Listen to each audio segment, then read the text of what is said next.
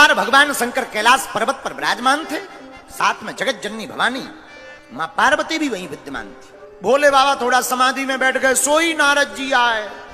माता जी जय जय सीताराम। हाँ सीताराम सीताराम। माता जी भोले बाबा कहाँ है? साधना में है। अच्छा अच्छा ठीक है। अच्छा माता जी भोले बाबा तो साधना में, आपको कुछ रहस्य पता है भोले बाबा का? बोले क्या?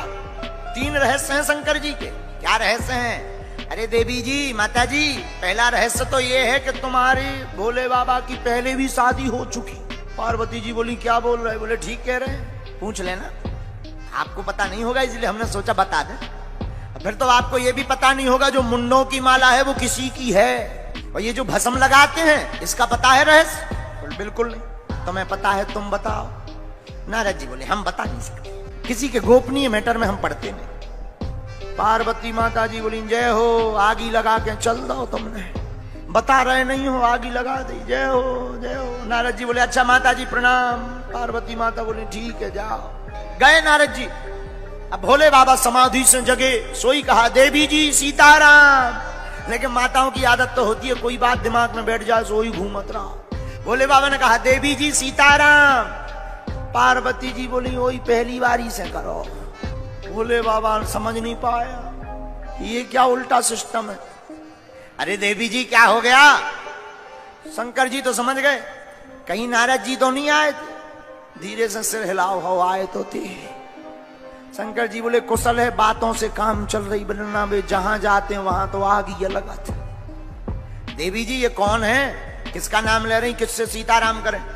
महाराज आज बाद में सीताराम होगी, हमने सुना है आपकी पहले भी शादी हो चुकी है, बताओ किससे हुई? अच्छा और कोई प्रश्न? हाँ महाराज ये मुंडों की माला किसकी है? और कोई प्रश्न?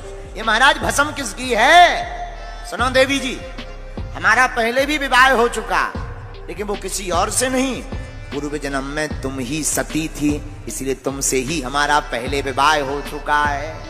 अच्छा महाराज ये मुंडों की माला, ये मुंडों की माला भी तुम्हारी ही है? हमारी? देवी हम तुमसे इतना प्रेम करते हैं, जब भी तुम्हारा शरीर त्याज्य होता है, जब तुम चली जाती हो तो देवी हम तुम्हारे बिना रह नहीं पाते, इसलिए तुम्हारे मुंड को उठा करके हम अपने हृदय के पास लटका लेते हैं। अच्छा महाराज ये भस्म? बोले ये रघुनाथ ये राम नाम के प्रभाव की भस्म।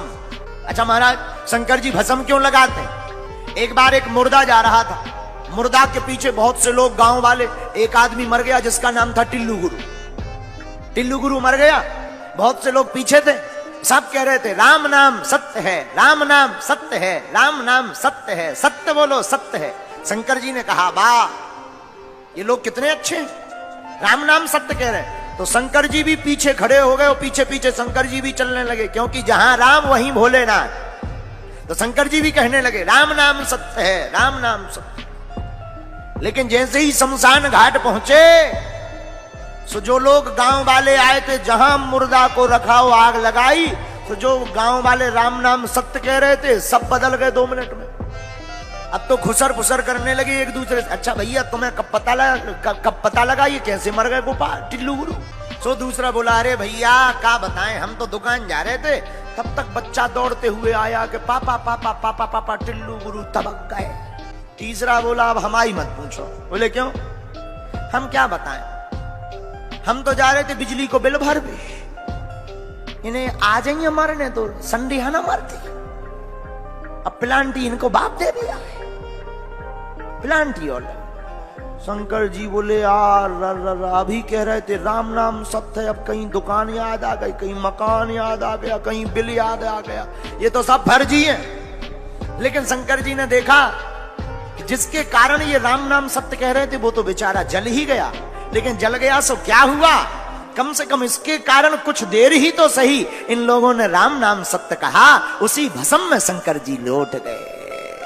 तब से भोले बाबा को भस्म प्रिय है। भोलेनाथ बोले राम जी के कारण हमारे शरीर में भस्म है, पर देवी जी तुम्हारे मन में ये कौतुक क्यों जगा? पार्वती जी बोली महाराज और तो सब ठीक है, आपने ऐसा कौन सा रस पी लिया है कि आप मरते ही नहीं हो, केवल हम मरते हैं। कौन सा रस पी लिया? हाँ बात अच्छी देवी जी, हमने अमर कथा का पान किया है। देवी हमने भगवान की अमृत रूपी कथा का पान कर रखा है। इससे क्या होता? मृत्यु पर विजय प्राप्त की जाती। महाराज हमको भी सुनाओ। ठीक है देवी जी, सावधान पूर्वक सुनना। जी महाराज। भगवान ने माता पार्वती जी को सामने बैठाया और अमर कथा कहते हैं, भगवान की मंगलमयी कथा ही अमर कथा है। सुनाना प्रारंभ किया, डमरू को बजाया।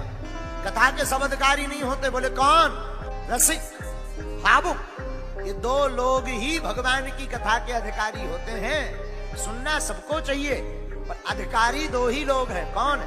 एक तो जो भगवान के रस में डूब गया और दूसरा जो भगवान की भक्ति में भाव में भर गया। ऐसे लोग ही भगवान की कथा के अधिकारी हैं।